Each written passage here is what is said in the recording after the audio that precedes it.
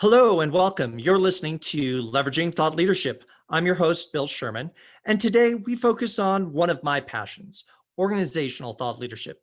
That is, the people who create, curate, and deploy thought leadership on behalf of their organization.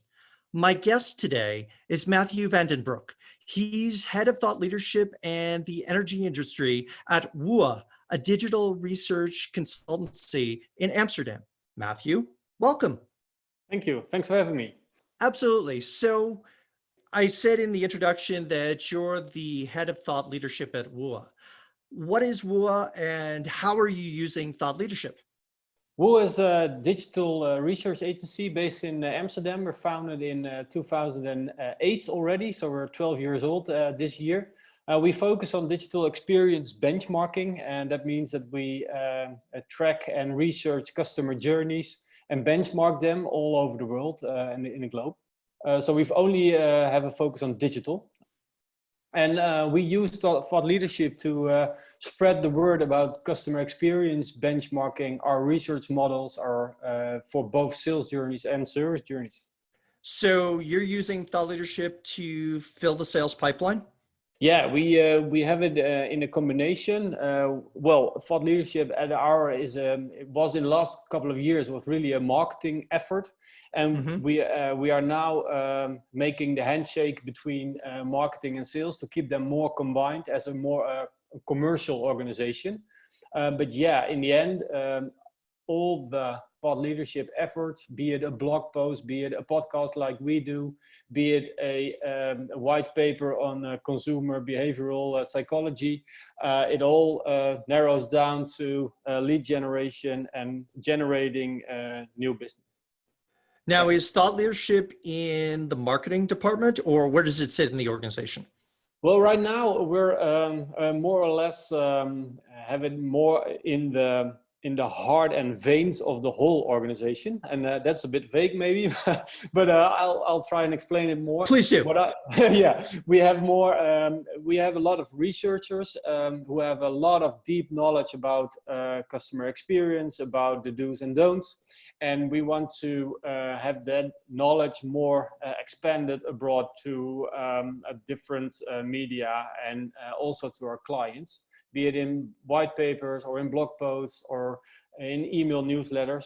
And that's why the thought leadership is, I'm more the director, or I'm more a facilitator, becoming more a facilitator than the CMO or the head of the marketing department. So we have decided that marketing should be anywhere in the organization. And that's why, because we have thought leadership as a strategy, it becomes more and more a normal thing to do, a part of the job of anyone working at WUA.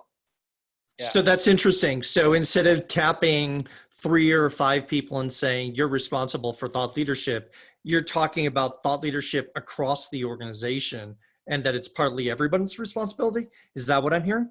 Yeah, exactly. And that is also something that is probably more a long-term effort, and also keep your, it's going to be a long run if for anyone within the organization to adapt to more like a marketing perspective on their business. Because normally if you're a digital researcher or if you're a sales guy, you don't have it in your job description. So it should be anywhere, it should be slowly but steadily, it should become part of your job. And you also should be, and that's what I think, you also should be, get your, how do you say that? If you have a talk with your boss, then he should also consider your thought leadership efforts. Right. Yeah. So in terms of your performance and your objectives for the year, they should be tied to thought leadership to some degree, and your boss should be supporting and managing to that, is what sounded like what I'm hearing. And also the sub bosses. So the guy who's responsible for data, the girl who's responsible for our research department, our CEO who's responsible for the sales. They should all be adhered to getting the message out of why that is an important thing to do. So and it's my job to facilitate, and also to guide them in what is possible to do. So then And you that's become exactly more tactical. Yeah, that's exactly where I want to go, Yeah. because it could be risky and almost a disaster if you were to give the announcement and say, hey, everybody, do thought leadership Yeah. and go, and not give Yeah. them some direction. So Yeah. talk to me about the strategy setting and how you're communicating that strategy to the team so they know what to create and what pieces you need so you don't get duplicated effort or wasted effort, right? Yeah, well, what we do is we have a certain we don't have it like put in concrete, but we have a website that is in a certain grid with a certain look and feel and certain stories on it. And what we try to do is have people adapt to what we already have. So what I'm now doing is I build up a editorial team of 3 people, and they're really good, really skilled writers. They all have, it's not a coincidence, I think, they all have a background in journalism. That's very common. And we formed a small a multidisciplinary team. One is a researcher, one is a data specialist. I'm there to guide them, and we talk about, hey, what stories could we possibly bring? What are you up to? What are the white papers that you want to produce in the coming weeks or months? And that is one way I'm trying to get the thought leadership message out to people who thought, oh well, that's a marketing effort, that's for the marketing guys. I'm not involved here, but I do think it can be improved, and it should be better. So everybody with kind of who is on the sideline saying that marketing should improve on its quality, they are now into the game, and they can play with me. So that's really play the game with me. So that's really nice. So how? Really, Go ahead, finish, please. No, it's also more of a bit of a strategy change that we made in the last year, I guess. Yeah. And with the announcement of that strategy change and saying, okay, thought leadership and the thought leadership function isn't just a team in marketing, but it's everybody's responsibility. How was that message rolled out, and what was the response to it? I mean, how did you make that change? Oh, we were still, let me really be clear that we're still at the middle of the storm. Okay. So we're really into the change, and all the circumstances of COVID-19 really don't help me with getting the message across. But what we did was we had a questionnaire among all the people, asking them really simple questions about what they could do, how they think that their responsibility is regarding marketing communications or thought leadership efforts. And we had a really great intern, Noortje, doing that research, and we presented that to in the last couple of months to everybody in the team. So this is where we stand now. This is what you think you should do. And I'm now working on giving them the possibilities and the guidelines, and also the enthusiastic push in their back to do it. And that's I think the research, we're a research company, so it's really logical to do it, to do those kinds of research. But it was really helping me also to understand a bit more about what is the idea that lies in the company, what is the main objective not to do it, what are the reasons that people are not as enthusiastic as me about all the great stuff they can do on social media or on LinkedIn or on blog posts or on the stage of a big marketing event. So given that you had the opportunity to basically to pull your whole, organization, I'm curious, what objections did they give about thought leadership, right? And what were the hurdles that you had to overcome in terms of saying, that they were saying, no, what are they? The biggest one, I guess, is time. Okay. I have to work a lot of, I heard that from the research department. The biggest one is time. I'm under a lot of pressure to deliver a 9+ experience to our customers, and they deserve it. And I want to put all my time and effort, energy, and everything I have into that report or into that dashboard or into the consultancy I'm trying to give. And all that is all things different to that. Next to that is getting me out of focus and is costing me free time. It's costing me my spare time in my private life.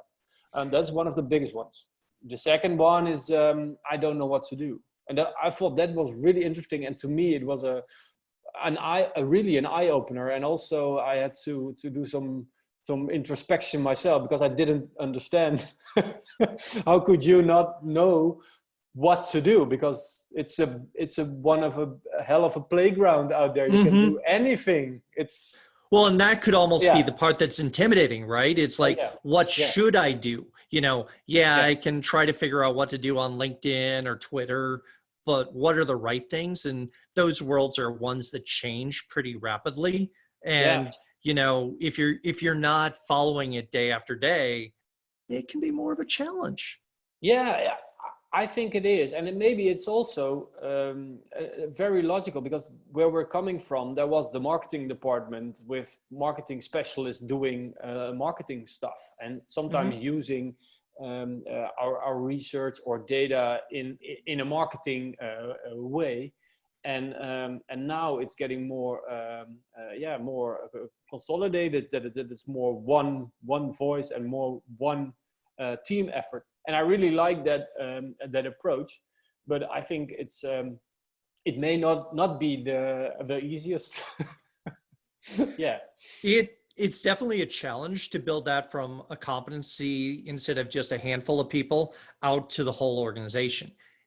And also in terms of, I'm curious what you think, because also in terms of budgets, if you're not the budget holder, in the Dutch we have the saying that if you pay, you're the boss.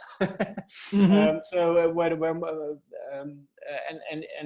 most of the thought leadership departments, if any, don't always control the budget, I guess. Correct. And I think one of the things that we sometimes struggle with in terms of organizations is explaining how it connects to revenue and sales and customer satisfaction. And so that's an additional hurdle. If I do this, does it help me reach any of the goals that I care about, whether it's creating a great customer experience, winning new business? And that's one of the questions of, how do you connect thought leadership to things that people across the organization carry to? And if you are enjoying this episode of Leveraging Thought Leadership, please make sure to subscribe. If you'd like to help spread the word about the podcast, please leave a 5-star review and share it with your friends. We are available on Apple Podcasts, Spotify, and all major platforms, as well as at leveragingthoughtleadership.com. One of the questions I want to ask you on that is, I can imagine there's an announcement. It's like, okay, thought leadership now is no longer Matthijs' responsibility. It's all our responsibility. I can imagine someone on the team raising their hand and saying, that's great and all. What's thought leadership? So how do you answer that question to them, and how did you answer to your colleagues?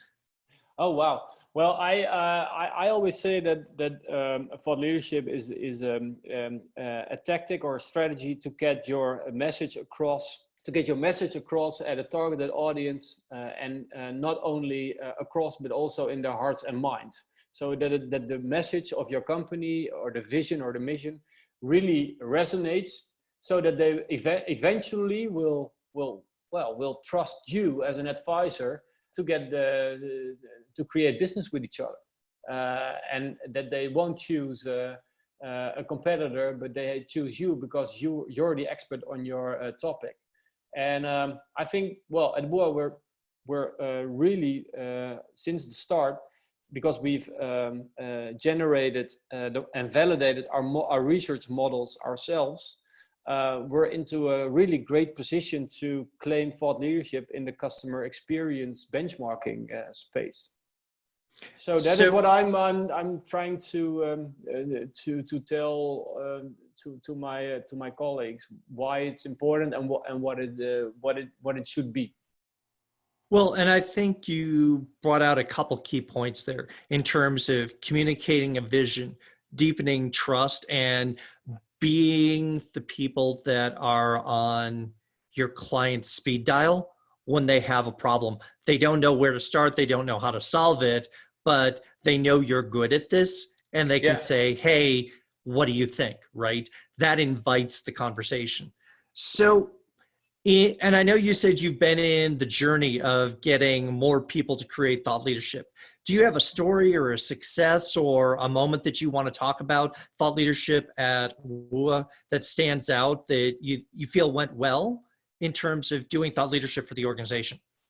Yeah, definitely. Yeah. And I think the most beautiful, what I'm really proud of is well, in our benchmark is a book. It's the Digital Excellence Challenge. We published it in 2016, and what we did was we interviewed the winners of our benchmarking studies. So that could be the head of digital of a big insurer or energy company or a telecom agency, and we asked them. We asked 25 of them a standardized question list of about digital KPIs they use, about their challenges, about why it's important to have a winner's mentality to definitely to win. And we created a book around that with really nice pictures and the whole all the interviews, the full interviews, full Q&A interviews, and we printed it in a almost 3,000 edition, and we delivered that book in, I think we shipped 1,400 of the copies of them in at the end of the season, and for a seasonal gift at the end of 2016. And that was really well, that was really awesome to have the faith also within the company, because print is, well, it's expensive. It's definitely a commitment. It's really a commitment, and also there was a lot of trust. And and also the reactions on the book were really good, because everybody wants to be in a book, of course. That's one. But also it gave a really nice nice overview of the digital landscape, about what people in digital marketing or in e-commerce, which challenges they are facing, and also about their future plans for the next year. So it was that was really nice. And what we also did is we gave it away for free as a download after you filled out our lead gen form. So it generated also 1,000+ marketing qualified leads. So yeah, I'm really proud of that project, and it was really intense to after working in the digital space for almost a decade, to have a print deadline again. So I think I must have been really stressed, but it also gave a really nice vibe. So that was great. Yeah. Well, and you're talking about multiple modalities there, right? So you've been living in the digital world, but there's still that magic of, you open a box or you get a package with a book in it, especially if you're in it and you're referenced in it. It's a much more tangible experience than, hey, we published your interview on a website, right? And so I like that. And then you talked about multimodal campaigns where you gave it away to clients. You use it as a free, you get a copy of the book if you sign up, and one of the things that I think you talked about is, you said you generated 1,000 leads. So let me ask you this question. How are you measuring success now? What are you doing to measure success and results for thought leadership? Well, we had all the digital marketing KPIs you could have in place, and we tracked them every month in the last couple of years. So it was about leads, it was about traffic, it was about the conversion rate on our website, it was about time on site, it was the cost per lead, even cost per channel. So we did also a lot of paid advertising. We experimented with LinkedIn ads and Facebook ads and retargeting, and it all comes down to traffic, conversion, and leads. Right.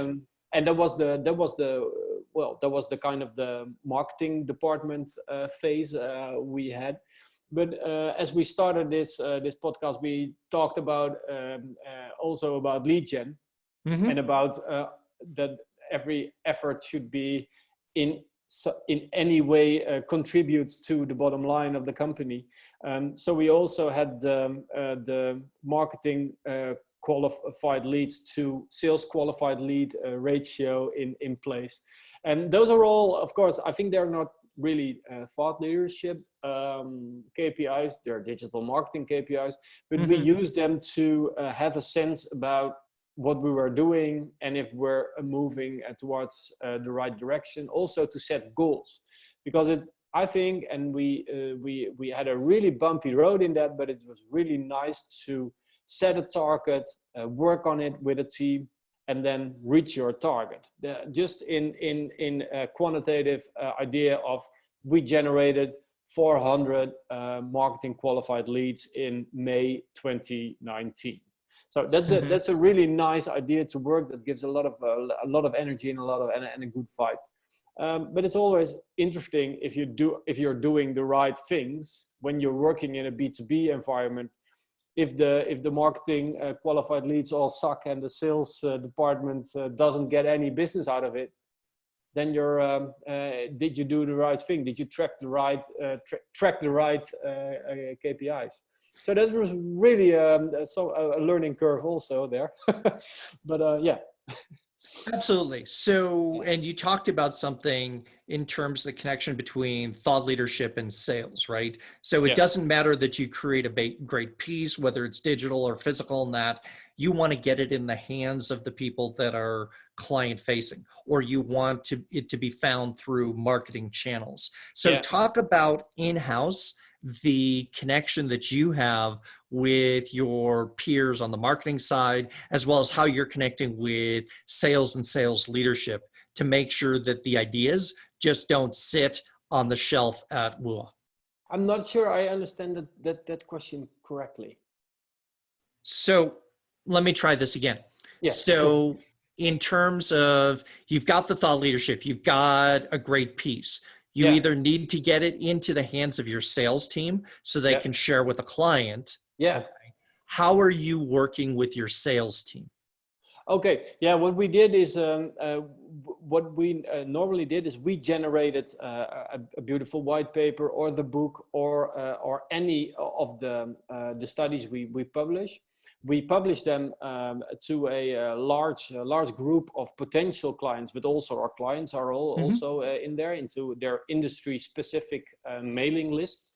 We send them out, we ship them, and people who are interested, they download preview results of a study, or they leave their contact details behind to get more info, or they ask for a demo on a certain customer experience, a dashboard we have in place.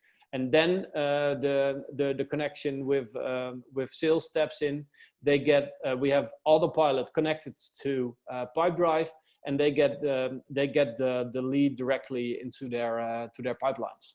So that is how we did it in the past, and how it still works at this moment. Yeah, and that is so we use the MQL lead gen also for kind of the measuring of interest for prospects and hope, and also existing clients. So we get a lot of downloads from existing clients in the past, and then a sales rep would say, it's already a client. Yes, but it's also giving you an idea of that your client is still interested in the stuff we have for them. And it's also a contact point that you can use in your future communication with your client. So it's not the really tight between MQL and SQL. So we also used it as a kind of interest measuring of interest. Yeah. A measurement of interest, but also then equipping your sales team and saying, hey, there's interest. Here's something to have in your next touch point conversation with them. Check in, see what they're trying to solve, what they care about, right? And dig deeper, right? Because you can have a client, but it's more important when you know what the client's interested in.